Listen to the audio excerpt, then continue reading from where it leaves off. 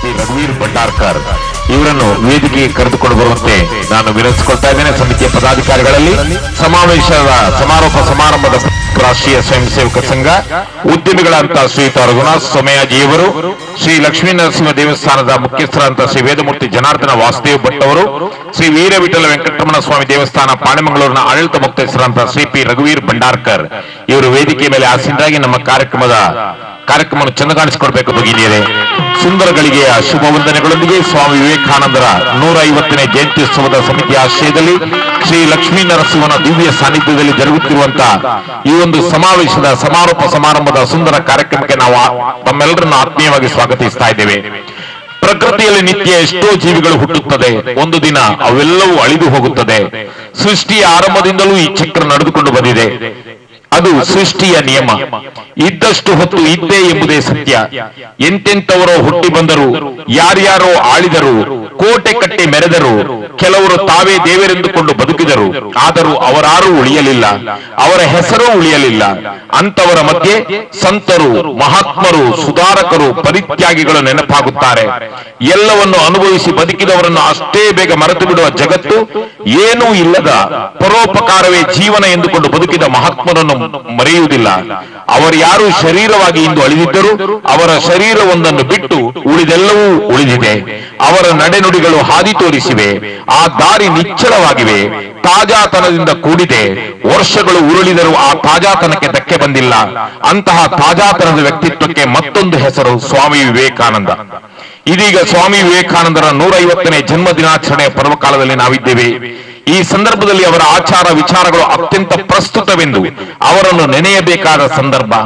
ಅವರ ಚಿಂತನೆಗಳು, ವಿಚಾರಧಾರೆಗಳು ಸ್ವಾತಂತ್ರ್ಯ ಪೂರ್ವಕ್ಕೆ ಹೇಗೆ ಅನ್ವಯಿಸುತ್ತದೆಯೋ ಅದೇ ವಿಚಾರಗಳು, ಮಾತುಗಳು ಇಂದಿಗೂ ಅನ್ವಯವಾಗುತ್ತದೆ. ಅವರು ಧರ್ಮದ ಒಂದು ಶಾಖೆಯನ್ನು ಹೊತ್ತು ಪ್ರತ್ಯೇಕ ವರ್ಗವೊಂದನ್ನು ಹುಟ್ಟು ಹಾಕಿದವರಲ್ಲ. ಅವರು ಸಮಗ್ರ ಧರ್ಮವನ್ನೇ ಹೊತ್ತು ಮುನ್ನಡೆದವರು. ಜೀವನ ಧರ್ಮ ಮತ್ತು ಕರ್ತವ್ಯ ಪ್ರಜ್ಞೆಯನ್ನು ಆಯಾಯ ಕಾಲದಲ್ಲಿ ಆಯಾಯ ಮನೋಗುಣತೆಯ ಒಂದು ಮಧುರವಾದಂತಹ ಒಂದು ಗೀತೆಯೊಂದಿಗೆ ನಾವು ಈ ಕಾರ್ಯಕ್ರಮಕ್ಕೆ ಚಾಲನೆ ನೀಡ್ತಾ ಇದ್ದೇವೆ. ಕುಮಾರಿ ಲಾವಣ್ಯ ಶ್ರೀರಾಮ ವಿದ್ಯಾ ಕೇಂದ್ರ ಕಲ್ಲಡ್ಕದ ವಿದ್ಯಾರ್ಥಿನಿಯ ಈ ಒಂದು ದೇಶಭಕ್ತಿ ಗೀತೆಯೊಂದಿಗೆ ನಮ್ಮ ಈ ಕಾರ್ಯಕ್ರಮ ಪ್ರಾರಂಭಗೊಳ್ತಾ ಇದೆ. ಬೆಳಗಲಿ ಹುದದೋ ಭಾರತದ ಬಾನಂಚು, ಬೆಳಗಲಿ ಹುದದೋ ಭಾರತದ ಬಾನಂಚು, ಸತ್ತುರುಳುತ್ತಿದೆ ನಿಶಾಸುರನ ಸಂಚು, ಸತ್ತುರುಳುತ್ತಿದೆ ನಿಶಾಸುರನ ಸಂಚು, ಮೊಳಗುತ್ತಿದೆ ಸ್ಫೂರ್ತಿಯಲಿ ನೆಲದೊಕ್ಕೊರಳ ಕಂಚು, ಮೊಳಗುತ್ತಿದೆ ಸ್ಫೂರ್ತಿಯಲಿ ನೆಲದೊಕ್ಕೊರಳ ಕಂಚು, ಅರಳುತ್ತಿದೆ ಪ್ರೇರಣೆಯ ಲತೆಯ ಮಿಂಚು, ಬೆಳಗಲಿ ಹುದದೋ ಭಾರತದ ಬಾನಂಚು, ಬೆಳಗಲಿ ಹುದದೋ ಭಾರತದ ಬಾನಂಚು, ಭುವಿಯಾಳ ಕಿಳಿದಿಳಿದು ಬೇರುಗಳ ಬಾಯಿಂದ ನೆಲದಿದೆಯ ಪೀಯೂಷ ಪಡೆದು ಕುಡಿದು,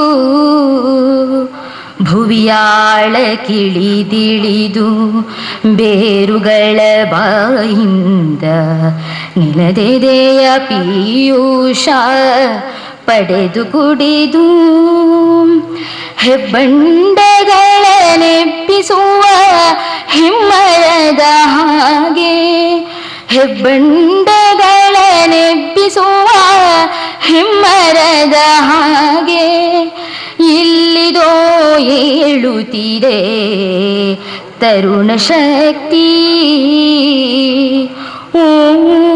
ಬೆಳಗಲಿ ಹುದದೋ ಭಾರತದ ಬಾನಂಚು, ಬೆಳಗಲಿ ಹುದದೋ ಭಾರತದ ಬಾನಂಚು, ನಾಡಿನೆದೆ ಕುಲುಮೆಯಲಿ ನವತಿದಿಯ ತುದಿಯಲ್ಲಿ ಕುತ ಕಲುಷಗಳ ಧಗಧಗಿಸಿ ದಹಿಸಿ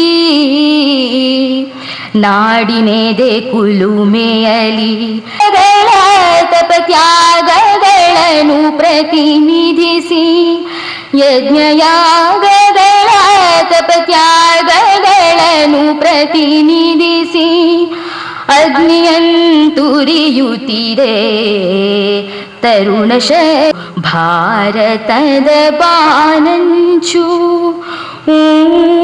ಬೆಳಗಲಿ ಹುದದೋ ಭಾರತದ ಬಾನಂಚು ಸತ್ತುರುಳುತ್ತಿದೆ ನಿಶಾಸುರನ ಸಂಚು ಸತ್ತುರುಳುತ್ತಿದೆ ನಿಶಾಸುರನ ಸಂಚು ಮೊಳಗುತ್ತಿದ ಸ್ಫೂರ್ತಿಯಲಿ ನೆಲದೊಕ್ಕೊರಳ ಕಂಚು ಮೊಳಗುತ್ತಿದ ಸ್ಫೂರ್ತಿಯಲಿ ನೆಲದೊಕ್ಕೊರಳ ಕಂಚು ಅರಳುತ್ತಿದೆ ಪ್ರೇರಣೆಯ ಲತೆಯ ಮಿಂಚು ಹುದದೋ ಬೆಳಗಲಿ ಹುದದೋ ಬೆಳಗಲಿ ಹುದದೋ ಭಾರತದ ಬಾನಂಚು. ಭಾರತ ಬೆಳಗಿ ಬಾಳಬೇಕು, ತರುಣ ಶಕ್ತಿಯ ಸದುಪಯೋಗವಾಗಬೇಕು ಎನ್ನುವಂತ ಆಶಯದ ಗೀತೆಯನ್ನು ಪ್ರಸ್ತುತಪಡಿಸಿದಂತ ಕುಮಾರಿ ಲಾವಣ್ಯ ಇವರಿಗೆ ನಮ್ಮ ಅಭಿನಂದನೆ ಸಲ್ಲಿಸ್ತಾ ಇದ್ದೇನೆ.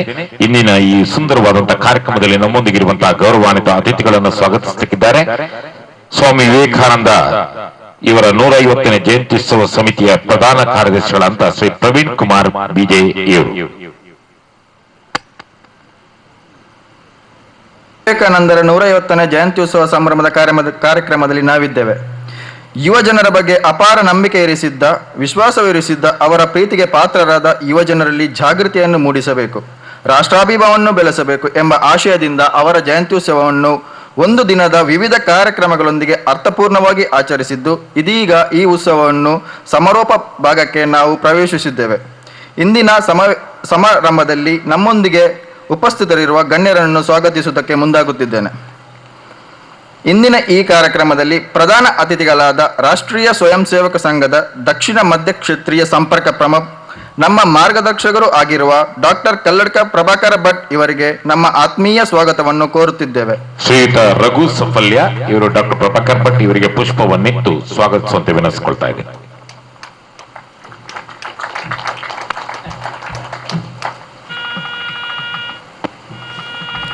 ಸ್ವಾಮಿ ವಿವೇಕಾನಂದರ 150ನೇ ಜಯಂತ್ಯುತ್ಸವದ ಆಚರಣೆಯ ಕಲ್ಪನೆ ನಮ್ಮಲ್ಲಿ ಮೂಡಿ ಬಂದಾಗ ಆ ಸಮಿತಿಗೆ ಸಂಪೂರ್ಣ ಬೆಂಬಲವಾಗಿ ನಿಂತು ಗೌರವಾಧ್ಯಕ್ಷ ಸ್ಥಾನವನ್ನು ಅಲಂಕರಿಸಿ ಕಾರ್ಯಕ್ರಮದ ಯಶಸ್ವಿಗೆ ಸಹಕರಿಸಿದವರು ಉದ್ಯಮಿಗಳಾದ ಶ್ರೀ ಬಿ ರಘುನಾಥ ಸೋಮಯಾಜಿ ಅವರಿಗೆ ನಮ್ಮ ಆತ್ಮೀಯ ಸ್ವಾಗತ.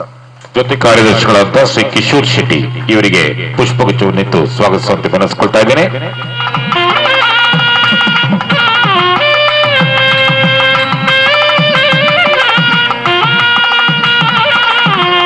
ಬಾನೆಮಂಗಳೂರಿನ ವೀರವಿಠಲ ವೆಂಕಟರಮಣ ದೇವಸ್ಥಾನದ ಆಡಳಿತ ಮುಕ್ತೇಶ್ವರರಾಗಿ ನಮ್ಮ ಸಮಿತಿಯ ಅಧ್ಯಕ್ಷರಾಗಿ ಈ ಕಾರ್ಯಕ್ರಮಕ್ಕೆ ಬೆಂಗಾವಲಾಗಿ ನಿಂತ ಶ್ರೀ ಪಿ ರಘುವೀರ್ ಭಂಡಾರ್ಕರ್ ಅವರಿಗೆ ನಮ್ಮ ಆತ್ಮೀಯ ಸ್ವಾಗತ. ಶ್ರೀ ರಾಮಚಂದ್ರ ಪಾಯಿಗಳು ಇವರಿಗೆ ಪುಷ್ಪಗುಚ್ಛವನ್ನಿಟ್ಟು ಸ್ವಾಗತಿಸುವಂತೆ ವಿನಂತಿಸಿಕೊಳ್ತಾ ಇದ್ದೇನೆ.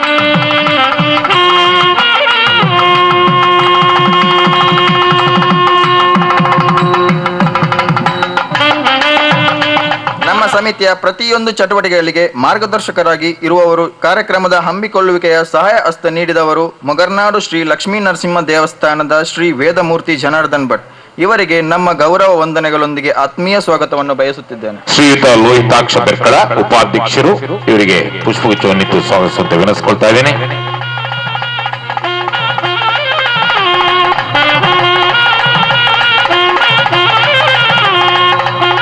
ಬಂದಿರುವಂತಹ ಎಲ್ಲಾ ಬಂಧು ಭಗಿನಿಯರಿಗೆ, ಕಾರ್ಯಕ್ರಮದ ಯಶಸ್ವಿಗೆ ನಮ್ಮೊಂದಿಗೆ ಸಹಕರಿಸಿದ ಸರ್ವರಿಗೆ, ದೃಶ್ಯ ಮಾಧ್ಯಮ ಮತ್ತು ಪತ್ರಿಕಾ ಮಾಧ್ಯಮದ ಬಂಧುಗಳಿಗೆ ಮತ್ತು ನಮ್ಮನ್ನು ಮುನ್ನಡೆಸುತ್ತಿರುವ ಎಲ್ಲರಿಗೂ ಈ ಕಾರ್ಯಕ್ರಮಕ್ಕೆ ಸ್ವಾಗತಿಸುತ್ತಾ ಪ್ರೀತಿಯಿಂದ ಬರಮಾಡಿಕೊಳ್ಳುತ್ತಾ ಸ್ವಾಗತ ಮಾತುಗಳಿಗೆ ಪೂರ್ಣ ವಿರಾಮ ಇಯುತ್ತಿದ್ದೇನೆ. ಧನ್ಯವಾದಗಳು ಶ್ರೀಯುತ ಪ್ರವೀಣ್ ಬಿಜೆ ಅವರಿಗೆ. ಸಮಿತಿಯ ಪ್ರಧಾನ ಕಾರ್ಯದರ್ಶಿಗಳಾಗಿ ಎಲ್ಲರನ್ನು ಸ್ವಾಗತಿಸುವಂತ ನಿಮಗೆ ಅಭಿನಂದನೆಗಳನ್ನು ಸಲ್ಲಿಸ್ತಾ ಇದ್ದೀವಿ. ಆತ್ಮೀಯ ಬಂಧುಗಳೇ, ಸ್ವಾಮಿ ವಿವೇಕಾನಂದರ 150ನೇ ಜಯಂತ್ಯುತ್ಸವದ ಸಂಭ್ರಮದ ಕಾರ್ಯಕ್ರಮ ಇದೀಗ ನಡೀತಾ ಇದೆ. 1863 ಜನವರಿ 12ರಂದು ಜನಿಸಿದ ಸ್ವಾಮಿ ವಿವೇಕಾನಂದರು ಭಾರತ ದೇಶದ ಕೀರ್ತಿಯನ್ನು ಜಗದಗಲಕ್ಕೆ ಹರಡಿದವರು, ಜಗದಗಲದಲ್ಲಿ ಬೆಳಗಿದವರು. ಅವರ ಜಯಂತ್ಯುತ್ಸವ ಸಮಿತಿಯ ಸಮಾವೇಶದ ಸಮಾರೋಪ ಸಮಾರಂಭದಲ್ಲಿ ನಾವಿದ್ದೇವೆ. ಇಂದಿನ ಸಮಾರೋಪ ಸಮಾರಂಭದಲ್ಲಿ ನಮ್ಮೊಂದಿಗೆ ಪ್ರಧಾನ ಅತಿಥಿಗಳು ಹೌದು, ಈ ಒಂದು ಕಾರ್ಯಕ್ರಮದ ಗೌರವ ಸಲಹೆಗಾರರು ಹೌದು, ಶ್ರೀ ವೇದಮೂರ್ತಿ ಜನಾರ್ದನ ವಾಸುದೇವ ಭಟ್, ಶ್ರೀ ಲಕ್ಷ್ಮೀ ನರಸಿಂಹ ದೇವಸ್ಥಾನ ಮುಗರ್ನಾಡು. ಇವರು ತಮ್ಮ ಶುಭಾಶಂಸನೆಯ ಆಶೀರ್ವಾದ ಪೂರ್ವಕವಾದಂತಹ ಮಾತುಗಳನ್ನು ಆಡಬೇಕು ಈ ವೇದಿಕೆಯಲ್ಲಿಂದ ವಿನಂತಿಸಿಕೊಳ್ತಾ ಇದ್ದೇನೆ. ಆಧಾರಂ ಸರ್ವ ವಿದ್ಯಾನಾಂ ಹಯಗ್ರೀವಂ ಉಪಾಸ್ಮಹೆ. ಇಷ್ಟದೇವರನ್ನ ಮನಸ್ಸ ಸ್ಮರಣೆ ಮಾಡಿ ನಮ್ಮೆಲ್ಲರಿಗೂ ಮಾತೆಯಾದಂತಹ ಭಾರತ ಮಾತೆಗೆ ಮನಸ್ಸ ನಮಸ್ಕರಿಸಿ, ಇಂದಿನ ಈ ಕಾರ್ಯಕ್ರಮಕ್ಕೆ ಪ್ರಧಾನ ಆಕರ್ಷಕವಾದಂತಹ ಪ್ರಧಾನ ಬಿಂದುವಾಗಿ ನಮ್ಮೆಲ್ಲರಿಗೂ ಈ ಸಭೆಯಲ್ಲಿ ಭಾಗಿಗೊಳ್ಳಲಿಕ್ಕೆ ಕಾರಣಕರ್ತರಾದಂತಹ ರಾಮಕೃಷ್ಣ ಪರಮಹಂಸ ಹಾಗೂ ತಾಯಿ ಶಾರದಾ ಮಾತೆಯ ವರಕುವರ ಎಂಬಂತಹ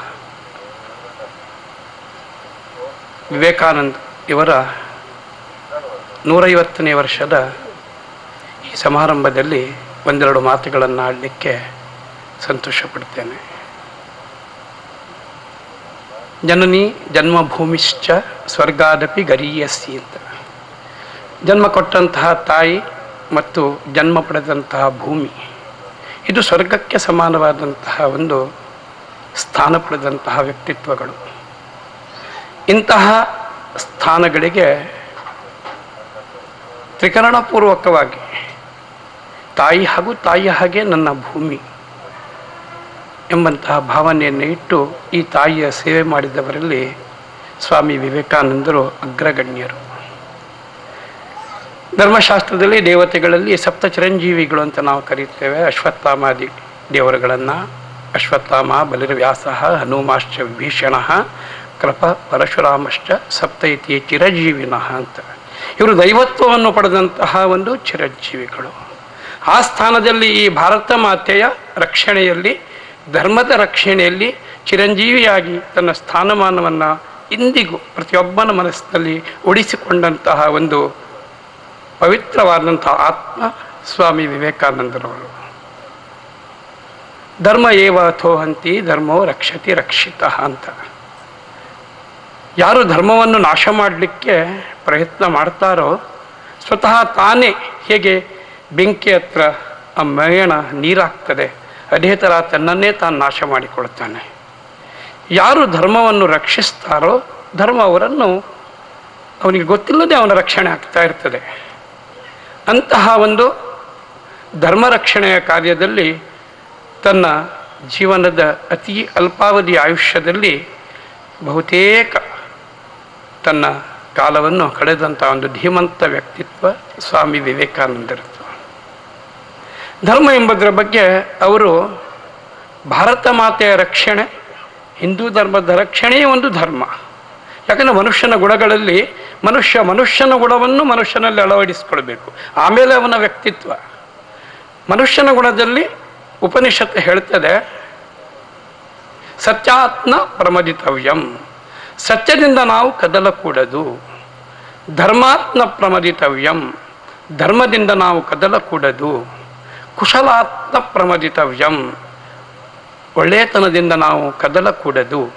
ದೇವ ಪಿತೃಕಾರ್ಯಾಭ್ಯಾಮ್ನ ಪ್ರಮದಿತವ್ಯಂ, ನಮ್ಮ ದೇವತೆಗಳ ಸೇವೆ ಮಾಡೋದ್ರಲ್ಲಿ, ಪಿತೃಗಳ ಸೇವೆ ಮಾಡೋದ್ರಲ್ಲಿ ನಾವು ಅದರಿಂದ ಕದಲಕೂಡದು.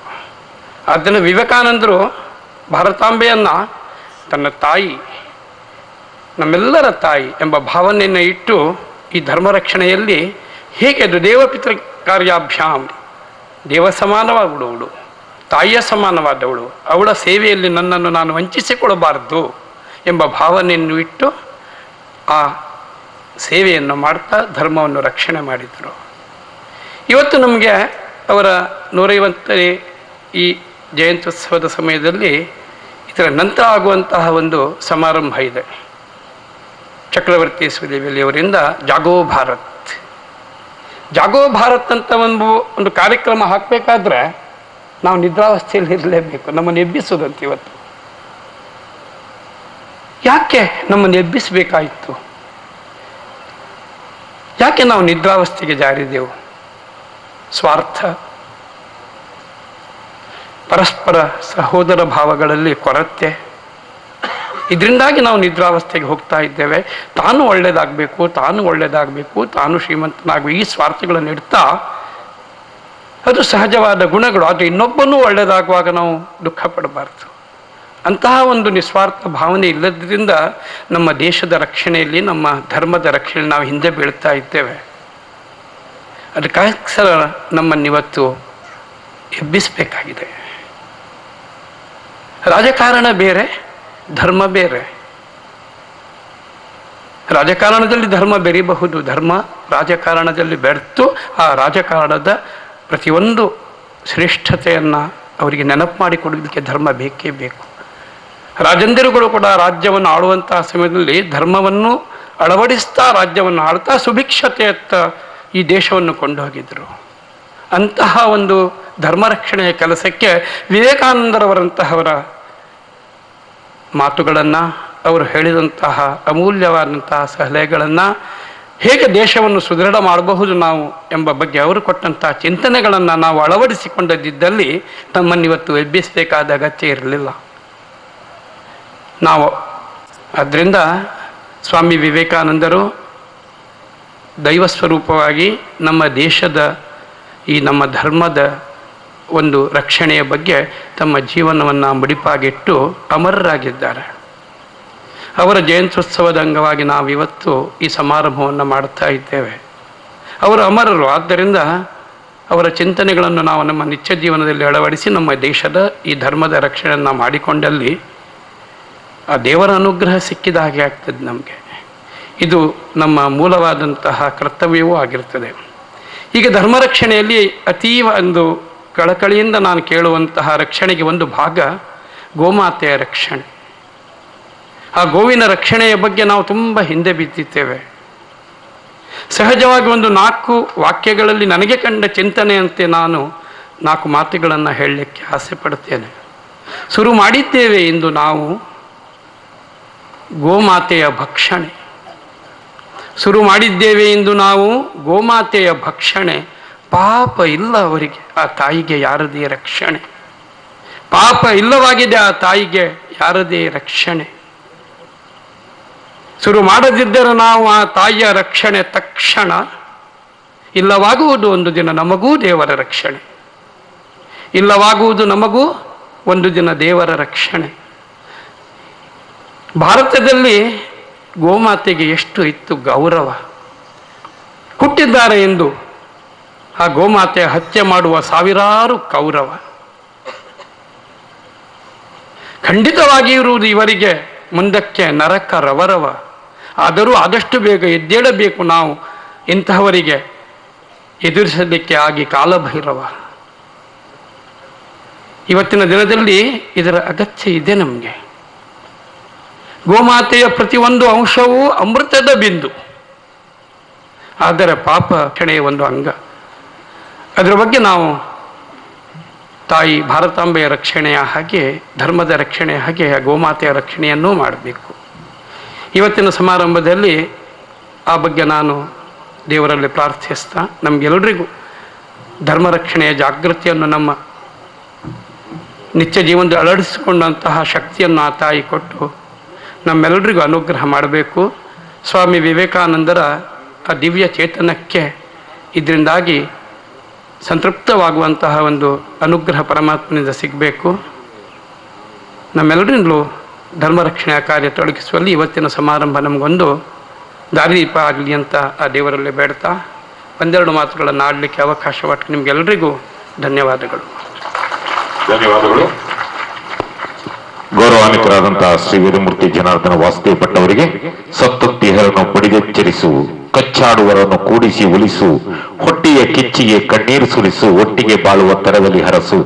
ಈ ಭಾವನೆಗಳ ಅಳವಡಿಕೆ ಭಾರತೀಯರಲ್ಲಿ ಸಕಾಲದಲ್ಲಿ ಜಾಗೃತವಾಗಲಿ ಎನ್ನುವಂತ ಉದ್ದೇಶದಿಂದ ನಾವು ಹಮ್ಮಿಕೊಂಡಿರುವಂತಹ ಈ ವಿವೇಕಾನಂದರ 150ನೇ ಜಯಂತ್ಯುತ್ಸವದ ಈ ಒಂದು ಸಂಭ್ರಮದ ಸಮಾವೇಶ ಕಾರ್ಯಕ್ರಮದಲ್ಲಿ ಅತಿಥಿಗಳಾಗಿ ಭಾಗವಹಿಸಿ ತಮ್ಮ ಅನಿಸಿಕೆಗಳನ್ನು ವ್ಯಕ್ತಪಡಿಸಿದ ನಿಮಗೆ ಕೃತಜ್ಞತೆಗಳನ್ನು ಸಲ್ಲಿಸ್ತಾ ಇದ್ದೇನೆ. ಸಮಾರಂಭದಲ್ಲಿ ಅತಿಥಿಗಳಾಗಿ ಪಾಲ್ಗೊಳ್ಳುತ್ತಿರುವಂತಹ ಶ್ರೀ ವೀರವಿಠಲ ವೆಂಕಟರಮಣ ಸ್ವಾಮಿ ದೇವಸ್ಥಾನ ಪಾಣಿಮಗಳೂರಿನ ಆಡಳಿತ ಮುಖ್ಯಸ್ಥರು ಶ್ರೀ ಪಿ ರಘುವೀರ್ ಭಂಡಾರ್ಕರ್ ತಮ್ಮ ಶುಭ